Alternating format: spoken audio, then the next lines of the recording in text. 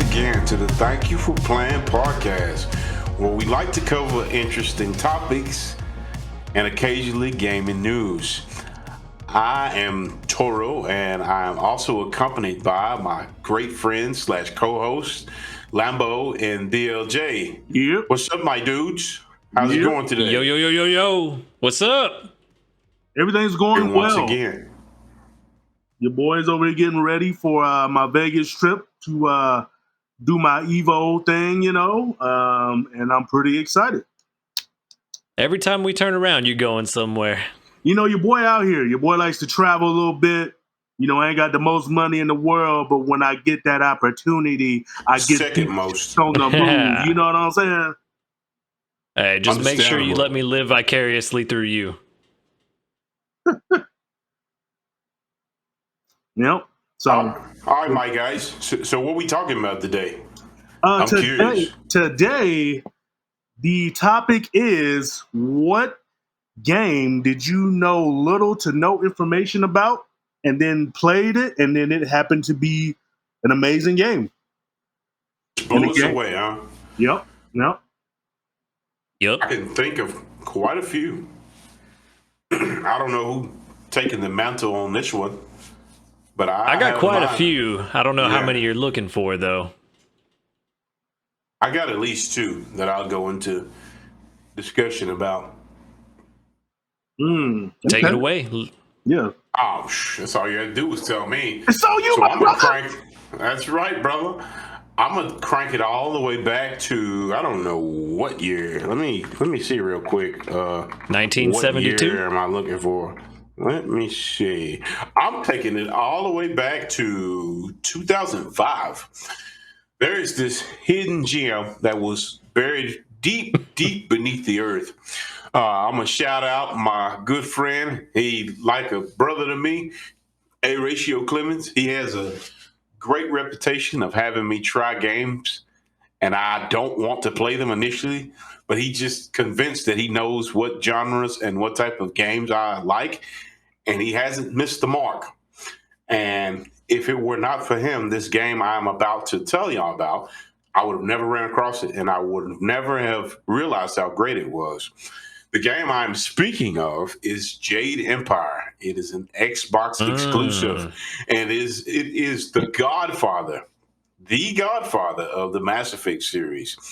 It is a brilliant, one-of-a-kind game. Think of Mass Effect, but with martial arts instead of space combat.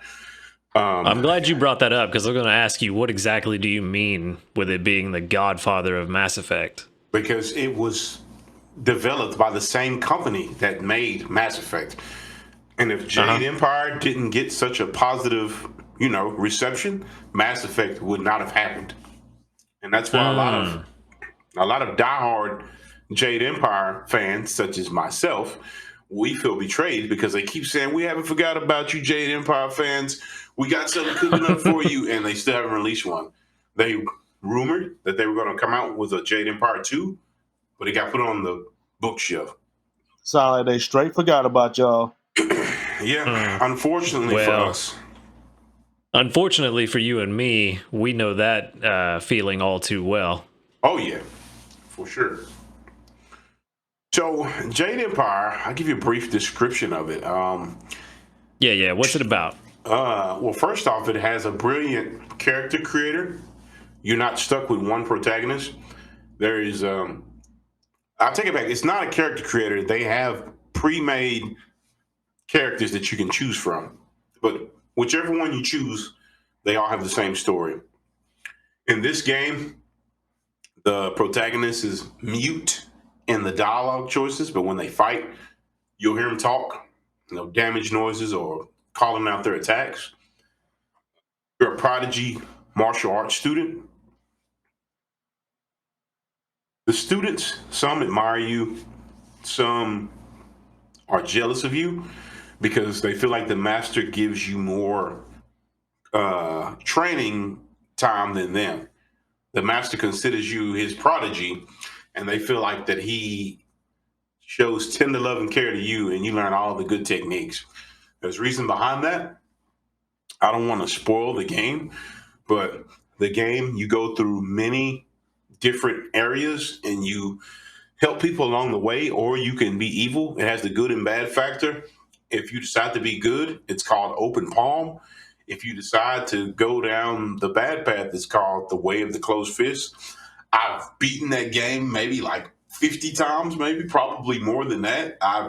You know how you drinking some Gatorade and it's really good, or that bag of chips? That's a better description. A bag of chips and you want all the crumbs and you shake in the bag to get all the crumbs of the chips out. That's how it is with Jade Empire to me. I beat that game with probably every character that you can make. I've exhausted nearly all the dialogue options. There's this one hidden dialogue option that makes a certain character turn bad. I don't want to spoil anything. For the longest time, I did not know how to do that. When I finally did it, man, I was just happy, you know. I'm not happy that she went bad, but it's so unbelievable that she literally is like the priest of the game. And she's always telling you to do the right thing. And if you pick the right dialogue actions, you can make her turn bad and turn cold. And I was like, this game is so brilliant. It has all these fantasy creatures, like you're fighting these giant toads, these heavenly foxes. It's a good game, but it's also cruel. It's dark. I thought this was a game based in reality. No, it's kind of reality, but that it has some fantasy aspects to it. Like humans are the main things you encounter, but ghosts, like I said, you have the toads, you have the heavenly foxes, you have horse demons, you have all this magic and martial arts. Fourth Div came out in 2005. Like it blows you away. And what hurt it, it still did good. It got good reception, but what hurt it is it was an Xbox exclusive, so a lot of people didn't know about it. Yeah, but it was so successful that they received funding to make a sequel, but they went with Mass Effect. And with Mass Effect, same thing. I think Mass Effect was also Xbox exclusive. But you know, I know region, eventually it came to PlayStation. I just don't remember if it was the first one. Later. No, it was way later when it came to PlayStation. Yeah, we'll have to look it up, but I know it wasn't immediately. But this might have been Mass Effect 2. In our region, shooters, you know, first-person shooters and third-person shooters, just the shooting genre, they overwrite martial arts and hand-to-hand combat. So when Mass Effect was introduced with the same, the same style, it just had a space skin. You know, you still can make relationships with your characters. I didn't mention that in Jade Empire. Your dialogue choices, you can romance the characters. In particular, there's these two baddies. I'm going to try to get Lambo to pull them up on screen. One of them is Dawnstar. She's really nice, and she's grew up with you since you were a child. And another is called Silk Fox. And they join you kind of early in your adventure, and you can romance them. You know what I'm saying? If you're a Mac and you know what to say, you can romance them and get a romance scene with them. I want to shout out my younger brother. So you didn't get any romance scenes then? Oh, man, you better ask yourself. You better check yourself before you wreck yourself. But I want to shout out my younger brother, because my younger brother, he did the impossible, and he uncovered a hidden secret. My brother macked to both of them, and when it came time for the romance scene, they confronted him and made him choose. And he said it was something like, I cannot choose between you. I must have you both. And he goes in the tent with both of them. So, you know, I didn't know my brother's blood type was pimp juice, but I want to shout out my brother because he definitely outdid me. That was a cool surprise. But as I was saying, without giving away too much, the story has a lot of emotion, a lot of surprises. It's definitely not predictable. And depending on your actions, depending on how you treat your followers, they can abandon you. They can betray you. Like, I don't want to give too much away, but I highly recommend that you give this game a shot. Shameless plug. It's on Steam. I might boot it up and play it. But it's a wonderful game, and I've beaten it many, many, many times, and I enjoy it. And I'm heartbroken that BioWare did not give it a sequel. But to be fair, they just renewed the trademark license a couple years ago, and people started getting hype. But that was like maybe 3 or 4 years ago. Still no Jade Empire. So Yeah, a I lot of forgot people about get y'all. hyped when they see trademarks getting renewed or getting renewed. And really, it's just companies holding on to that trademark rather than actually doing anything with it. That's the unfortunate side of that. yes, so my treasure gem. Funny, we were talking about gems not too long ago, but my treasure gem is in limbo. I'm gonna go ahead and jump into my second one, and Well, this before you one. do, What's up? tell me about the gameplay on Jade Empire. Oh, no problem. The RPG, Because right? you described the Yes. story pretty well, but I'm curious what kind of gameplay it is. So the gameplay, BLJ, you are correct. It's an RPG. You level up, you defeat your enemies, and you can distribute your points. You also can put points into intimidation, charm, and I can't remember the last conversation trait. But you go around fighting enemies. Like you have your jab button, you have your power attack, you have your evade / jump, and you have your magic button, and you can block. And if they have this thing called a harmonious combo, and if Mm-hmm. charge up, you have physical styles and you have support styles. You have magic styles. Support styles don't do any damage, but they do stuff like slow, and they'll do stuff like what is it? Slow. What's another one? Shocked, freeze. Status effects. Oh, There's a okay. particular move. It's called Heavenly Wave, and it slows them. Mm-hmm. And if you hit them with a Heavenly Wave power attack, this little red circle appears under them. And if you do a physical power attack while they have that debuff, you'll make them explode. So they have all these hidden cool combos with these different styles. And the combat is very fluid, especially for 2005. I feel like it was way ahead of its time. The characters, the voice acting, it's all top notch, especially for that time frame.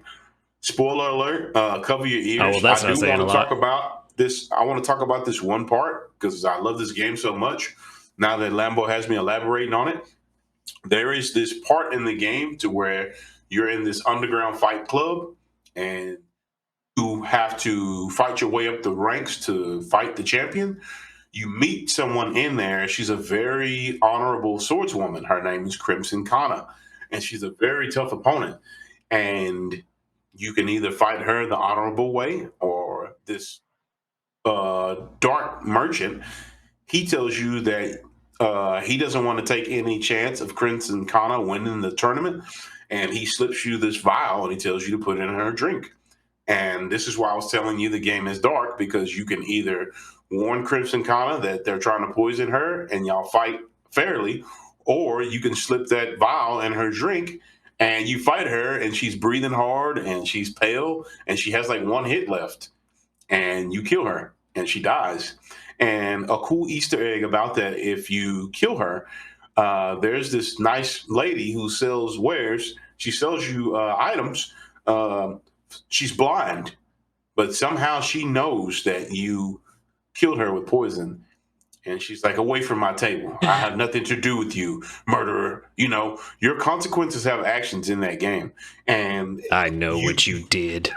of course, and you really get absorbed into that world. Like I said, it's a great game. And I don't want to spoil anything else, but you guys, to our listeners, it's on Steam. You should definitely give it a try. Got any more qualms, questions, Lambo, BLJ, before I jump to the next, topic? Nope, we're not here.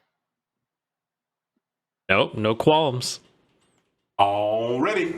So my next game, and yeah, old Toro's taking the floor once again. Shadow of the Colossus. Now that another beast of a game, and another beast of a game introduced by me by a Ratio. Thanks again, Ratio. Hey, Ratio! Yeah, Shadow of the Colossus. Shadow of the Colossus. It stars this guy. It opens up with a man, and he's on a horse, and he takes this woman who is seemingly dead. He takes her to this forbidden temple, and this voice calls out to him and asking him, "What does he want?" And he's telling the voice, "I need you to bring her back." And the voice, it sounds all godlike. It's speaking in a foreign language, but has subtitles. It tells you, I can grant your request, but the price will be dear. So the voice sends Wander, that's the name of the man who's brought the woman there. Wander sets the lady on like interesting this, name. Yeah. He sits her like on this stone, like, I don't know, it's not a bed, but like a stone flat surface or whatever. Stone platform. Like an altar? Yeah, there you go. That's the word I'm looking for. Stone altar. He sits her on there, and obviously she's dead, but he sits her there, and I guess the god's energy stops her from decaying or something. She's in like suspended animation, and they task him with bringing down these mythical creatures called Colossi, and they tell him to look for the weak spots on the Colossi, and with each Colossi that he slays, he will be closer to bringing back the woman. We don't know if she is his love interest or what. He never says, but he says, I must bring her back at all costs. So I'm assuming that they were in love. And without giving away too much of the game, I'll just talk about the world and the combat. The world is open world. You travel the world on your horse. To our listeners, I'm sure some of y'all have played Legend of Zelda Breath of the Wild, where Link is riding on the horses throughout the open world. Shadow of the Colossus did that all those years ago. That's what, when I saw Breath of the Wild, that's what it reminded me of. Or Ghost of Tsushima. Ghost of Tsushima really reminds me of Shadow of the Colossus because of Wander has a deep bond with his horse, Agro. That's his name. You actually use Agro in combat. And Wander wields his sword. He wields his bow and arrows. I can't remember what other weapons he wields. But these colossi are huge, like maybe 100 feet tall. I'm not exaggerating. And Wander has to climb up the colossi, like on their fur. And he has his sword, like it's imbued with magic from those gods or that god, and it shows him the weak spot of the colossi, and you have to find the weak spot and stab it, and once you stab it enough, the weak spot will change, and rinse and repeat. It's very exhilarating. Hopefully it doesn't sound boring, because it's not, and it's very exhilarating. It sounds like he's a cheater. Oh man, he has to do what he has to do. It's very exhilarating. I've got a sword from the gods. It's going to show me your weakness. Like I said, the price may be Can't steep. hide from me. But once you do it enough and you deplete the Colossus life bar, this badass epic music plays, and the Colossi dies. And when the Colossi dies, their essence goes into Wander, and that plays into the plot later on. I don't want to give away the plot, what's going on. I suggest you play it for yourself. It's on the PSN store. Shameless plug. I want y'all to experience what I experienced. That's why I'm referring it to you. By the end of the game, my jaw hit the floor. I was blown away. Can't say if that's good or bad. Can't say if he got his baby mama back. I was crying, or I can't tell you if I was, disappointed. I just want you to play through the game. Sister, right?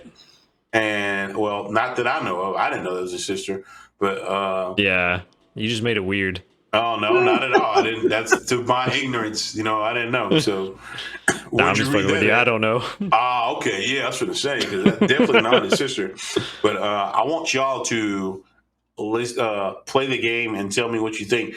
If there's anyone out there that has played Shadow of the Colossus or Jade Empire, let me know what you think in the comments. I'd love to discuss that with you. In terms of my grade, I'm a very tough grader. Both of those games are perfect 10s. Whoa. Those games shaped who I am. Saying a lot. They're flawless, especially for the time they were made in. As I said, Jade Empire is the godfather of Mass Effect. It owes its existence Mass Effect owes its existence to Jade Empire, and I will stand by that. And BioWare knows that. Shadow of the Colossus is just an amazing game. It's so amazing that it was on PS2. They brought it to PS3, and now it's on PS4/PS5. It just keeps coming back. You can't get rid of it because it's a cult classic and people love it. So those are my 2 picks, and I'm gonna let y'all elaborate next. Well, I got a couple questions for you actually, but I don't want to steal all the time. So BLJ. You got any questions or anything about those? No, not at all. All right, so I was going to ask you, what is it exactly about Shadow of the Colossus that you like? Everything. Like, what is it that really hooked you? Was it the gameplay? Was it the story? Everything. It's the selflessness of the character. The god says, I can bring her back, but the price will be high. And I will say from this standpoint, indeed it is. But he said, I don't care. She has to come back at all costs. The Wander, I admire his devotion. I admire his compassion for his comrade Agro, the horse. Ghost of Tsushima, when you have Kage or Sora or Nobu, whatever you name it, they have these cool little scenes where Jin is laying on the horse and they're sleeping together, like, under the stars. And when Jin wakes up, the horse wakes up. I feel like a lot of that came from Shadow of the Colossus because Wander has a similar relationship with Agro. They don't show him sleeping on Agro, but he pets him or, runs around with him. You can tell that his bond with Agro is very strong, and it just makes you want to continue to play the game. So the story is definitely one of the reasons I play. The combat, it was nothing I had never experienced before when I played. And here's another thing I want to tell y'all. There are no enemies in the game. Like, there are no goons. There are only the 12 or 13 colossi. I can't remember how you spend the time going around the open world finding these colossi, and you hold your blade up to the sun, and the sun shows you where the next one that you should be tracking is. Now, there are these little cool quidbits where you can climb trees and eat this special type of fruit. Shout out to my cousin, Theo. He used to call them Kulabo fruit. That's not what they were called. We just gave them a name, Kulabo fruit. And if you eat the Kulabo fruit, it increases your health bar. And there were also these lizards. They were black and they had white tipped tails. If you kill the lizards, it increases your grip meter. And that would make it to where you could hang on to the colossi longer. So there were actually things to do. Yes, there were things to do, but there were no besides goons. Fighting. Yeah, there were no goons. Yeah. And another cool thing is when you beat the game, they had time trial mode where you get new weapons, and they had another mode. It was time trial and something else. I can't remember. But the rewards were, for microtransactions, the rewards were, and yes, I'm taking a shot at them, but the rewards were you could get different skin colors for Agro. You could either make him a white horse or a brown horse. Agro is a black horse, like Black Beauty. But the game blew me away with the things that you were able to do and the dialogue, and especially the ending. The ending will blow you away. Like I said, you either be extremely happy or extremely sad. I can't tell you which. Now, I know some viewers, listeners may go look it up. That's your business. But I highly recommend that you experience it for yourself. It's a great game. Well, it's too late for me. I already know the twist at the end. Ah, okay. Yeah. But you're telling me you don't want microtransactions to have all these different kinds of horse colors? Like, you don't want a candy apple red horse? Back in the gap, if you got the high score, you got it, Or if you played enough hours, you got it. But what I'm saying is now, like with the PS4 version, they could just drop some different horse skins, and $1 a piece. Oh man, I'd have Why to. not? I'm not the second richest guy in the world, like BLJ. I have to save my pennies. Your boy just good at planning. You ain't rich. I just plan well. It's not about what you got; it's about how you use it, right? Oh yeah, I know that's right.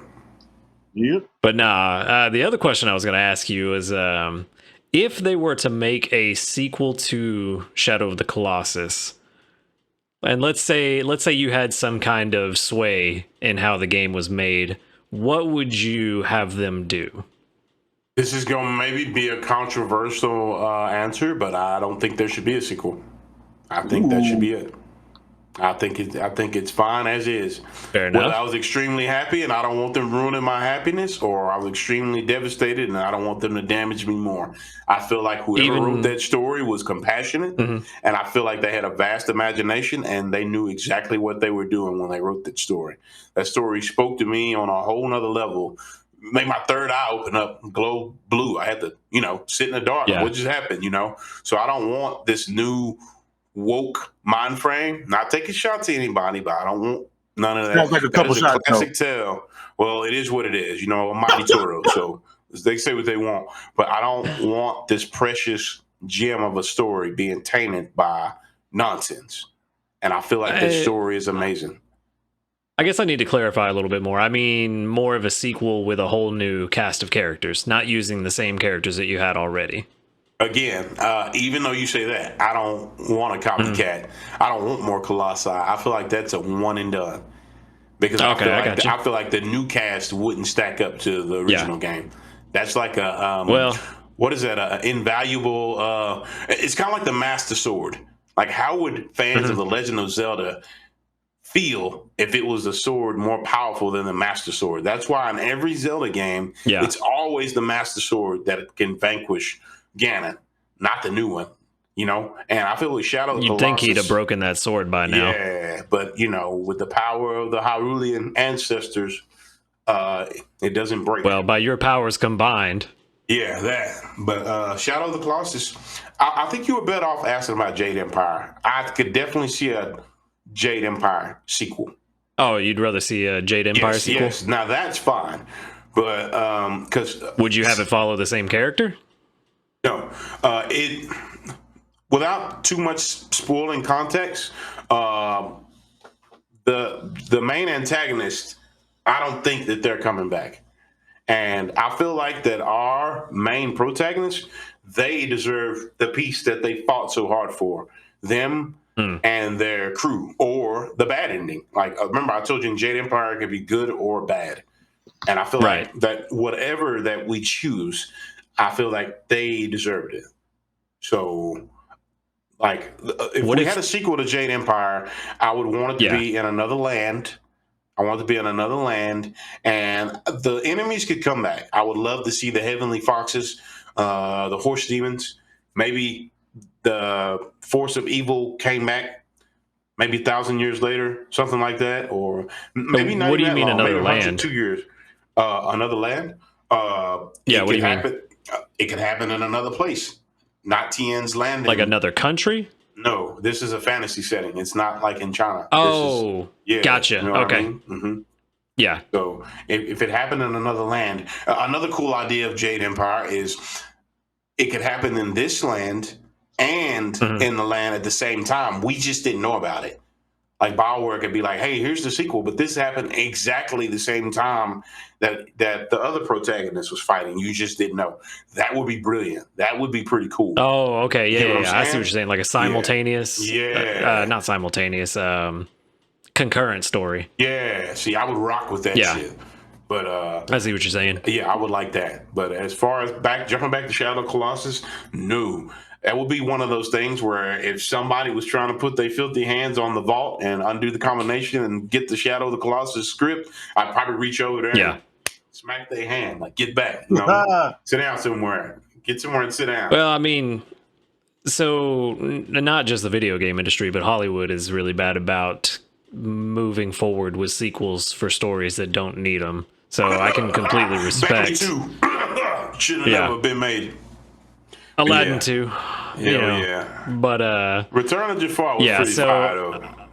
But I can 100% respect the idea of just leaving the story alone because it's complete, it's done, and to do anything more with it would diminish what you already had. And it makes me mad because they do it for monetary gain instead of coming up with something new and original. All the time. I'm going to put a cork in my elaboration / my endeavor, and I'm going to pass the torch to one of y'all. But to our listeners, appreciate you for listening to that. And again, I highly recommend that you try those 2 games because they will knock your socks right off. And with that being said, and as old as they are, they're pretty cheap, I bet. Games so good make you want to slap your mama. Oh, I wouldn't go that far. Oh yeah. Oh man. A game for me that I knew little to no information about and then picked it up was actually let me take it back in time when your boy was about, how old was I when this game was out? Shoot, I think I was like 13, 14. So let me hit the rewind button one time. Back in 2004, 2005, whatever the time was, I was like 13, 14, 15, whatever. I was back on the YouTubes watching some videos, you know what I'm saying? And I came across this gameplay channel and it was playing this game and this dude was shooting these zombies. And I was like, man, what game is this? You know, the video was like 30 minutes long. And, you know, I started watching it and about 30 minutes went by. I watched this whole video, right? So I'm sitting there watching him shooting these zombies with this dude in a cowboy hat. I was like, what cowboy game shoots zombies? I was like, this is weird, you know? So then I looked at the game title and it was called Red Dead Undead Nightmare, right? Oh, okay, I heard about that. I forgot all about that. Yeah, and I was like, whoa, this is dope. I was like, Red Dead Undead Nightmare. Like, I watched the video one time, right? And I was like, man, I got to go get this game because I didn't finish the whole like playthrough series through the channel, you know? So I looked up, like I Googled Red Dead Undead Nightmare. And what Google told me was that this was like an expansion or like DLC from the main game, which was Red Dead Redemption, you know? And I was like, oh, this is like, you know, like aside from the main story. So based off of what I saw from the Undead Nightmare gameplay, I was like, man, I have to go buy this game. So I remember at the time, I think it was like the next day or maybe like 2 days later, I went and I actually bought Red Dead Redemption, you know, just based off of this 20 minutes of gameplay that I saw. And when I picked up this game, it was a really good open world cowboy game. I thought the sound effects in it were cool, like from the guns and stuff like that. I like riding around on the horses. I like the story. The story was really good. And then they had a mechanic in there. I think it's called, I forget what it's called, man. I had Lambo like put a video of it up, but I think it's called Red Eye or Dead Eye or something like that. When the game slows down and it lets you shoot multiple enemies like at once in like 2 or 3 seconds, but you can shoot like 20 shots and you can aim like a at bullet time mode. Yeah, you can aim at the limbs of the character, so you can shoot. There's a similar game. Sorry, I ain't trying to talk over you. I just want to give a shout out to it. There's a similar game on PS3. It's called Wet. And it stars this mercenary. She's a gunslinger / swordsman, and her name's Ruby Malone. And I don't know why they ain't ported that game over to PS4. Like, why? But it's a great game, and she does bullet time. There are some games that did not sell well, and they still make their way to other systems. Yeah, but those are games from bigger developers. Yeah, I guess you're right. But yeah, she slows down time and does the same bullet time and can shoot the limbs and stuff. But yeah, carry on. I just had to share that and introduce people to Ruby Malone. And fun fact, she's voiced I'm a voiceover guy. She's voiced by the woman in Bring It On. I do not want to butcher her name, but her name's like Eliza Dushku or Eliza something like that. Dushku. Oh, Dushku. All right. Please don't Yep. strangle me, Eliza. I did not mean to get your name wrong if you ever hear this. But yeah, she's voiced by her, and I thought that was pretty she cool. can strangle me. Oh, man. I know that's right. Well, my bad, BLJ. Continue, Contra. Speaking of wet, that was actually, I don't think we ever spoke about this before. But that's a hell of a segue. Speaking of wet, I feel like, because I remember playing that game once, and I feel like that was a game that had good idea, but it was executed poorly. Because I remember playing it, and I was like, man, this character's dope. The gameplay is pretty dope, but it just looked a little like kind of goofy a little bit. Like, because she could shoot multiple like directions with like both her arms, but like, say she's shooting somebody with her left hand and she's like aiming in front of her, she can shoot directly behind her with her right hand, but like the arms just look crazy. Like it just wasn't, the animations for that wasn't done well, I don't think. But it was a really... See, I'm kind of in the same boat with you on that one. Like, I remember when that game leading up to launch and reading about it and thinking, oh man, this game sounds amazing. I can't wait to pick this up. Yeah. And then I played it, and I probably played a handful of chapters, but it wasn't as good as I thought it was going to be. And I don't remember exactly what I didn't like about it. I just know I never finished it. I want to say recently, I watched a gameplay video of it, and I was like, man, I still had the same feeling. Like, it looks cool. Like, there's like bullet time. She can run on walls and shoot at the same times while she's running on walls. Yep. All kind of stuff. And it looks really good, but it just looks kind of goofy. Like, I feel like if that game came out today and they just polished like some of the animations and stuff like that, and I forget exactly the other things I didn't like about the game, but it was a cool game, cool idea. I just feel like it was executed not the best.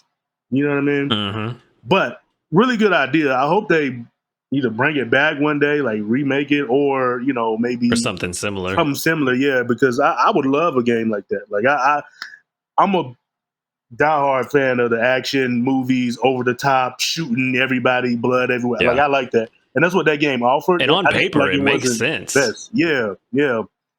But back to Red Dead. Where was I? Oh, so they had bullet time, where they can you can shoot off characters' limbs and stuff like that.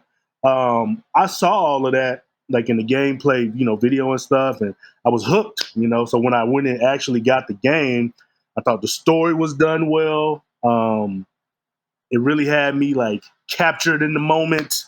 Like I really enjoyed the game. Like, I feel like that's a game that, if you haven't played it, you should play it. I know there's a newer one out, Red Dead Redemption 2, which is also a great game. It's a very long game too, which I'm fine with if it's fun, But Red Dead Redemption 1, like, that's a really good game. Like, to this day, like, if I still had it, I would still play it. Just, it's a really well put together game. You know what I mean? You talking about vanilla Red Dead or Undead Nightmare? Oh, both. Oh, both. Okay. Yeah, both. See, I didn't even know Undead Nightmare had a story to it. I thought it was just like kind of like a mod pack almost, where they just put zombies in the game. I didn't know it actually had a story. Yeah, no, it had a story. It was a shorter story, but it was kind of like a what if scenario type thing, Or what was the premise? I think I really can't remember, man, because I know some of the characters that was in the story that actually died in the main story, but in this they were like alive. Oh, you know what I mean? Like, it was just like a what if thing. Like, what if this happened? How would they handle this scenario? And I just thought it was a really good game. I thought the action was good. I thought everything about it was really good. So, really fun game, man. To this zombies, westerns. I was actually a little disappointed that they didn't add that to the newer Red Dead. I just knew, like, oh, they're gonna do that again. They didn't. Yeah. But no, I'll just be glad they didn't go the Cowboys and Aliens route with the new one. I don't know. I feel like they would have executed it well. Like, did you guys play Red Dead 2? Yeah, it is Rockstar. I haven't played any of the Red Deads. I just watch people play it. And this is going to sound weird, but I'm from Texas, you know. I know the cowboy life. Fun fact, I know how to ride horses. But I saw this game, and I was not interested in it. Imagine how that. else were you going to get to school? Yeah, you're right about that, brother. We ain't going to talk about that. You know, we ride the horses right up to the school front, you tie them up to the pole, and go on into class. Yeah, no, that was a really good game. Interested. Yeah, well, that's cool. I didn't know anything about that, so appreciate you for elaborating. There was a guy that I played Mag, that's throwing it back a bit. Played Mag with for a while, and he was from California. And this dude legitimately thought that we rode horses to school in like 2010, 2009. Like he thought we were still riding horses to school in Texas. And was just blown away when I told him, no, we don't ride horses. We drive cars. Well, I thought y'all still rode horses. I thought y'all loved horses. I thought, we do like horses, but not like that. Oh, man, he sounded like we've moved on. You know, yeah. I ain't even gonna front, man. It's something about Texas, man, where I don't know if it's because of stuff I seen on TV when I was a kid or things people told to me or whatever, but when I came out to Texas last year, I remember I was joking around with Toro, and I kept telling him, I was like, man, I got to buy me a cowboy hat before I go, because I just thought, like, everybody there wearing cowboy hats. Like, and this is me, 30, 31 years old. Like, I know better, but there's still a small part of me that's like, I just know if I go to Walmart or something, I'm going to see like 20 people with cowboy hats on just walking around. You know what I mean? Yeah. And then in reality, how many was it? Like what, 1 in 1,000 or so that actually wore a cowboy hat? I seen not one cowboy hat there. Oh, you know what? You know what? Yep. When I was hanging out at his place, dude came over. Who came over? Theo came over. He had a cowboy hat on. Oh, that doesn't surprise me one bit. Yeah. That boy came over and I think he had a white beat on, some basketball shorts, some cowboy boots, and a cowboy hat. I was like, whoa. Yep. Not too many people know that the #1 ranked Astaroth in the world is actually a cowboy at heart. Yeah. Shout out to Theo. Yeah. But yeah, I think that was the only cowboy hat I seen. Yeah. He was rocking that thing too, boy.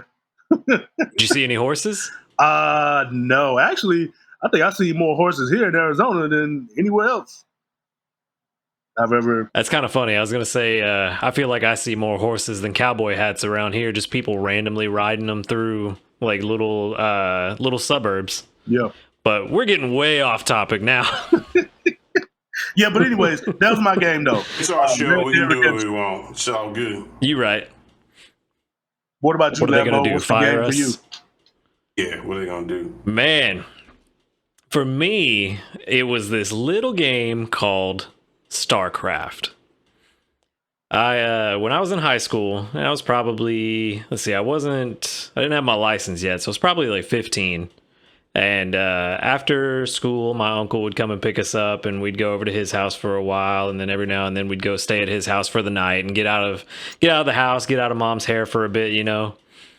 And he had this game called Starcraft for the PC. Never played it, never heard of it, had no idea what it was. And I was just like, whatever, it's a game. I want to play something, I'll play this. Man, when I tell you, I was instantly addicted. There'd be times we'd stay the night over at his place. I would stay up all night playing that game, realize that it was about 7:30, 8 o'clock in the morning, and he was about to wake up and come out into the living room where the computer was. And I would just lay my head over on the desk and pretend I was asleep, and he'd come over and like shake my shoulder. Hey, wake up, go to bed. Be like, oh no, I've been asleep for a few hours, I'm good, and just go right back to playing. Cheeky butter, you just deceptive. Bro, yeah, I was legitimately addicted to that game when I was over there. I couldn't wait to get back to his house to play more. And it's all I thought about. What's up? Isn't that a really popular game, Starcraft? Yeah, it's actually very popular, especially Who's playing in tournaments and in stuff? Korea. There's a yep. Korea is really I don't know if they're still on top because I haven't kept up with competitive StarCraft as much in the last few years, but I know back in the day, it was like Korea was the #1 place to play StarCraft. They had professional teams. It was kind of where a lot of kind of where esports got a lot of their start was in Korean StarCraft. They had teams, they had professional players that were going and playing in tournaments for pretty sizable money, especially for the time. But yeah, it's a lot of fun, man. A lot of people still play StarCraft 2 is the one that's most recent, but they haven't, let's see. StarCraft 2 was released in 3 parts. And part 3 was probably, if I remember correctly, 2016-ish, 2017 maybe, somewhere around there. Mm-hmm. And people still play it, and they're still putting updates. They have a co-op mode in there. I can't remember what it's called, where you control one of the hero NPCs, leading their own personal army of select units through these different missions that they give you, and you can level up each hero to unlock new units and perks for that specific hero. And I think at this point they've got 20 or 25 different heroes, and they still release a new one every now and then. But yeah, StarCraft 1, that was it for me. Like, I was super addicted. Hey, for the people who don't know much about StarCraft, like myself, what kind of gameplay is StarCraft? I've heard many things about the game, but I've never looked up gameplay. I don't even know what type of game it is. Like, what do you do? So StarCraft is a real-time strategy game, RTS for short. It's basically top-down, where you are controlling a small army. You start out, each game you start out with just a little, depending on which race you're playing, they have the Terrans, the Zergling, and the Protoss. I'll just stick with the Terrans because they're humans, and it's who you're going to start in episode 1 with. You start out with a command center and some little worker bots, and you send the worker bots out to collect crystals, which is your currency in the game, as well as what they call Vespene gas, which is needed for robotics and other higher end units. So you go in, you collect all these crystals and gas, and throughout the campaign, you are fighting against the Zerg, which is like you ever seen Starship Troopers? Nope. But I've seen Team America World Police. Has nothing to do with this conversation. Not the same. Nope. Not even close. But anyway, so if the Zerg are like these mutated insect creatures almost. They swarm. They're known as the Swarm, and they invade, like they can fly through space and invade planets, and pretty much once they touch down, there's almost no stopping them. They're going to overrun the planet eventually. And so throughout the main campaign, you're fighting against the Zerg. You're trying to find you start out as the sheriff of the local area, Jim Raynor, and you're trying to find civilians and rescue as many people as you can. You get partnered up with a psychic sniper called Kerrigan, and you're running around with her. You're trying to save as many people as possible. Once you get off the planet, then you're trying to go into different Terran outposts, because you have the Dominion and the Republic that are fighting each other on top of dealing with the Zerg. So it's a really interwoven political narrative, as well as having this really fun gameplay of building an army and trying to survive against the Zerg or push back against the Zerg if you can. And then, like I said, the political maneuverings of also fighting against the Republic. Okay. So in terms of just gameplay, it's a top-down, control an army, you're the general. You play a lot of RTS like a real-time. Yeah, I was just finna say real-time strategy. And what were you saying, BLJ? Do you play a lot of RTS games these days? Not so much. StarCraft 2 was really the last one I played, but I did play a lot of Command and Conquer in between StarCraft 1 and 2 because there was, man, what was it, like 10 years in between the two games, I think? Yeah. Maybe more. So I played a lot of Command and Conquer, a lot of Red Alert 2. What was the other one? Generals. And there was one more that came out that I played quite a bit. But I don't remember. I played Red Alert 2 mostly. And like StarCraft was my introduction into RTSs. I had no idea that those games even existed before I played StarCraft. Okay. And tried to, got my big boy britches on and decided I was going to jump online on StarCraft 1. And I was like, yeah, I know what I'm doing. And just like a lot of other things, got reminded that I don't know what I'm talking about. Got stomped and just smothered that flame of even wanting to jump on competitive. Okay. But StarCraft 2 came out and I jumped back into competitive and was actually doing fairly decent. I mean, I was nowhere near what I would consider a pro player, but I could hold my own for the most part. Okay. Yeah, I don't think RTS games is in my future. I've seen a couple of them, and I just know I'll be super bored playing those. See, you think that until you play one, and you're just like, oh, because you're always doing something. Like the slowest part of the game is the first part of the match. Yeah. And once you get that train rolling of the resources coming in, and you start getting your like your barracks to train your Marines, or your I forget what, the factories to build your war machines. Like once you start getting your army rolling, you're always doing something.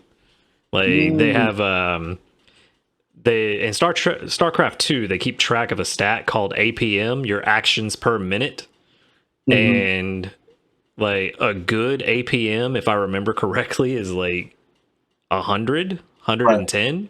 Right. So that means you're doing an action like every 2/3 of a second or something like that. Yeah. So that's what I'm saying, is like you're always doing something once you get the ball rolling, but I definitely could see how it looks boring. Like it looks like you're not doing anything from the outside looking in, because if you don't know what the players are actually doing, it's really easy to think they're not doing much. Quick question. Have you ever played like the very first Plants vs. Zombies? Was that the mobile one? Yeah, they had it on mobile. They also had it on PC. I think I played a small bit of it. I don't think I played it much. Okay, well, what would you consider that type of game? That I would say that's more of a tower defense kind of game. Ah, okay. Because I was thinking to myself, I thought about this when you said StarCraft was a top-down game. I remember a long time ago, I had a computer. It was a while ago, and the computer had like free demos on there, and one of the demos was Plants vs. Zombies. Had no idea what it was, So I started playing it, and then like literally a couple hours later, I was like hooked to this simple defense game, which you have these plants shooting peas or whatever they shoot, and like defending the house or whatever. But I didn't know if that was like a RTS type game. Yeah, so Plants vs. Zombies, I don't know if it's exactly a tower defense, but that's what it reminds me of. Okay. And tower defense games are definitely like that. They're ones that you could easily just pick up and play for hours and not realize it. I do like defense games for sure. Yeah. Whereas RTS games are a little more offensive focused, more most of the time. Like you're building an army to go and attack the enemy base, not just sit and wait on them. You're actually building, like I said, Marines and tanks and aerial war machines to go and actually attack the enemy base and try to wipe them out.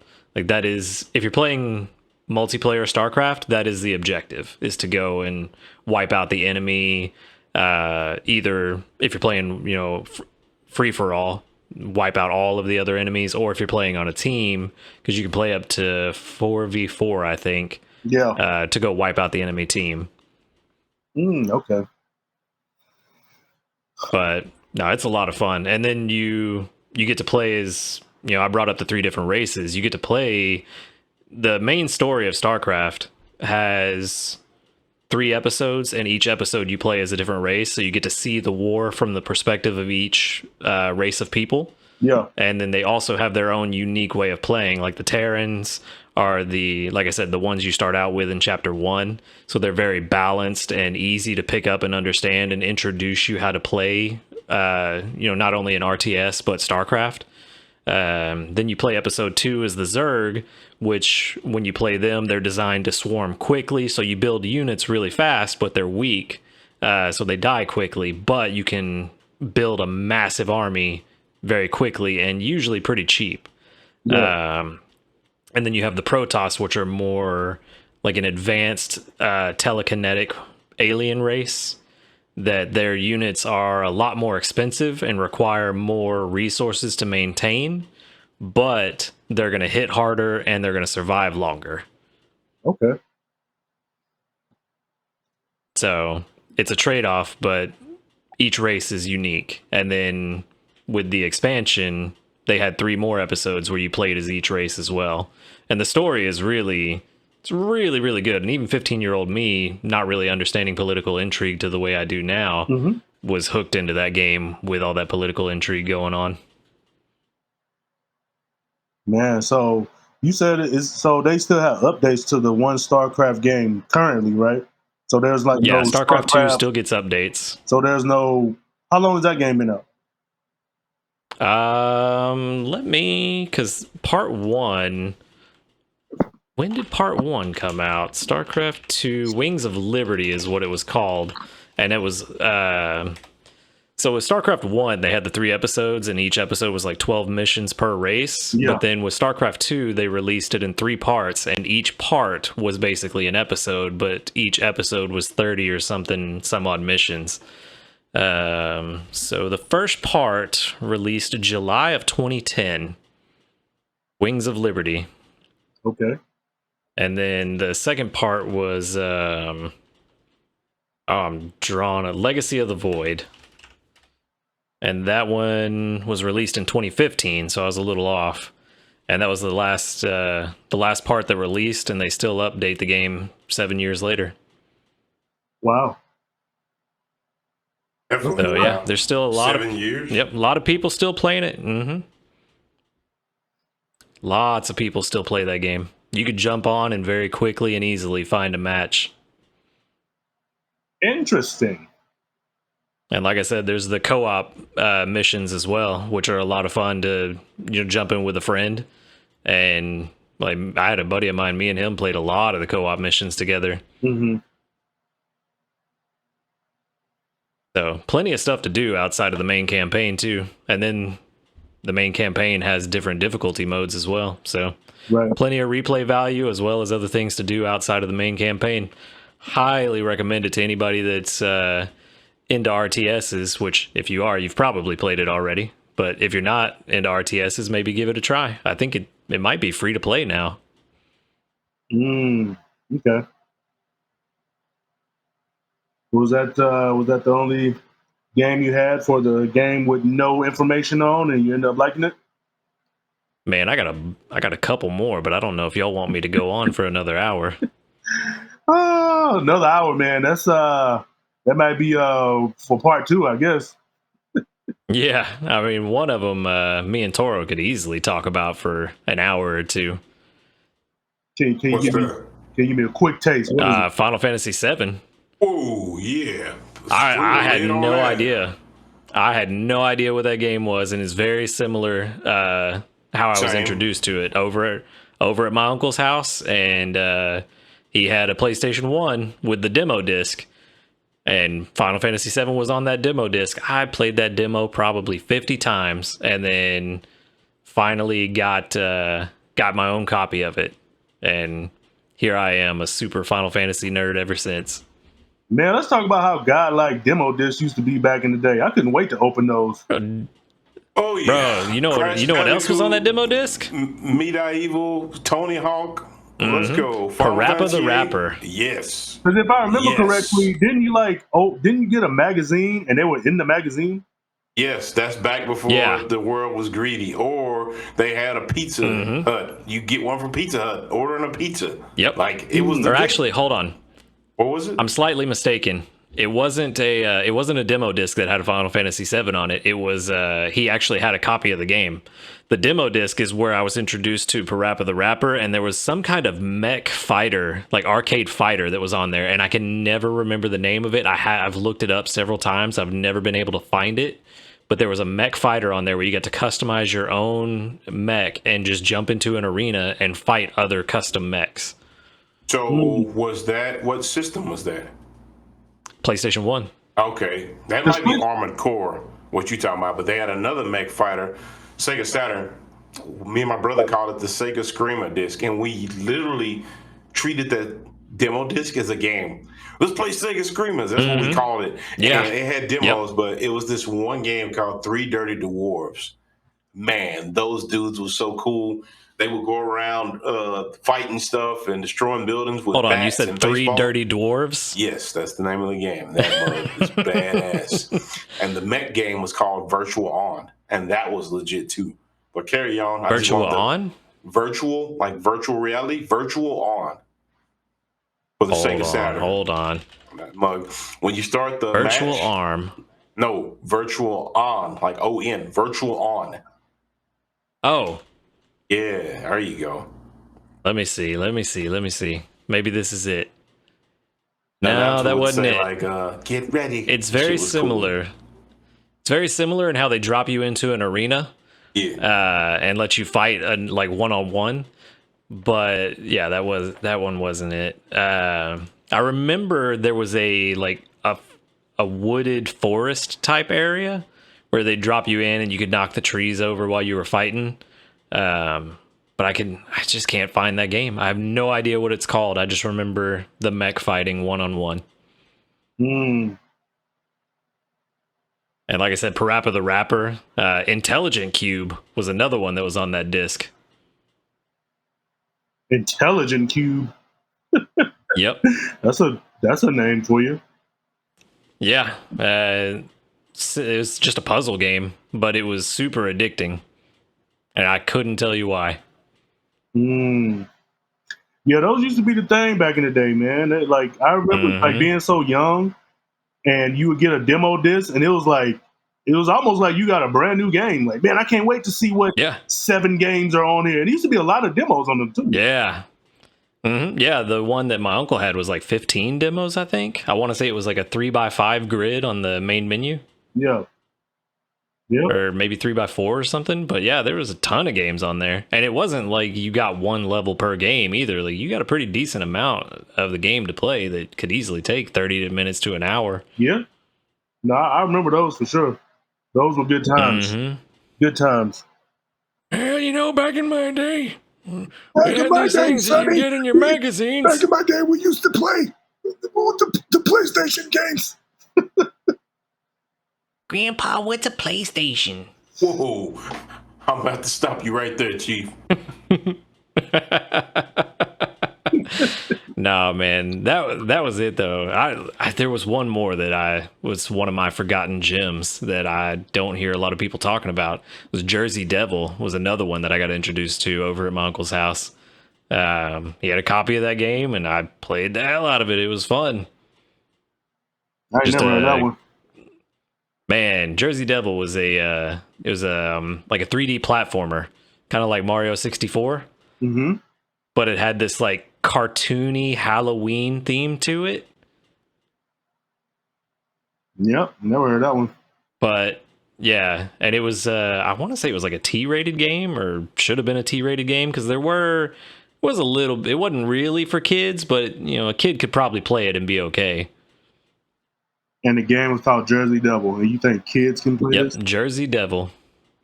Yeah, because it was like a cartoonish devil. Like he was running around and kind of looked like just you remember what's that character that Domino's used to have for their pizzas? The that ugly rabbit thing. Domino's? The Noid. Can't say I remember. Yeah. You don't remember the Noid? No, I don't. So it kind of reminds me of that in that it just looks like a guy in a suit, and he's just like got these devil horns, and it's kind of like a cheap Halloween costume almost. Man, I never remember Domino's having a mascot. Yeah, it's called the Noid. I think they're trying to bring him back because I've seen. I think it says like, "Have you seen the Noid?" on a couple of the pizza boxes we've gotten in the last few months. Like NOID, Noid. Yeah, NOID. I looked that up. Yeah, I think they're trying to bring him back. I want to say it was a mascot they had in like maybe the early '90s or the '80s or something. I don't remember that. Hell, son, you're just not old enough. Well, shoot, was that it? Any more old games? I told you I could go on for an hour. Oh yeah. Yeah. Back in the day, that's all I did. You know, walking into either going over to my uncle's house and finding games that he owned that I'd never heard of before, or going to like FX and just browsing the shelves and looking for games that I'd never heard before and being like, hey, it sounds pretty fun. I'll give it a go. Yeah. Well, shoot. Since you got more to go, but we don't have all the time in the world, maybe we'll say that for a part 2. Mm-hmm. Oh, yeah, I definitely got more. But until next time, your boy has to get to packing and figure out my situation for Vegas this weekend so I can get this artwork out there. And yep, you got a long day tomorrow. I got a long drive tomorrow. Then I got to set up my booth and stuff. So that usually doesn't take a while. You know, it shouldn't be that bad. Yeah. It's just a 4.5 hour drive there. You know what I mean? Hey, it could be worse. It could be 26. You know what? I wouldn't be driving in. Straight plane I made that ticket for mistake. your boy. Yeah. But yeah, you know, so, when you're young, you're like, I can make this drive. I ain't spending money on a plane ticket. And then you make the drive, and you're like, I'm so dumb. Yeah. No. Never again. Well, yeah, so yeah, man. That's what I got going on. Oh, yeah. How about you, Toro? For those of y'all listening, let us know in the comments what games surprised you and just you didn't know about them. You picked them up, played them, and got addicted. Yeah, I'm gonna piggyback off of that. I've been sitting in the shadows, letting my co-host chop it up. I was actually interested in, in all the games they brought up, but most definitely, I had mentioned it earlier in the show. I love reading y'all's comments and y'all telling me about similar instances, what happened to y'all, or similar subjects. I like it when y'all add on, because y'all pull up a virtual chair and y'all tell us about y'all's experiences. So by all means, get after that, and I'll read them. But as BLJ said, he has the pack, and I'm going on a magic journey to outer space. So, yeah. And if y'all got questions for us, throw those in the comments, too. I second that. We'll address them either in the comments section or on the next episodes. Yeah, for sure. Yep. Well, till next time, guys. Thank you for playing, and don't forget to like, comment, and subscribe. And we will talk to y'all later. Yes, guys, it's been an honor. Oh yeah. All right, Toro, come on. I'm going to show you StarCraft 2. All right, let's get it. Nada. Keep that over there. Maybe it's a new beginning. Maybe it's the start of where it ends. I know. It comes down to all or nothing. This time it's for real, we can't pretend. You know, they're closing in. And I don't wanna miss a shot. Adrenaline. So give it everything that you got. Don't stop.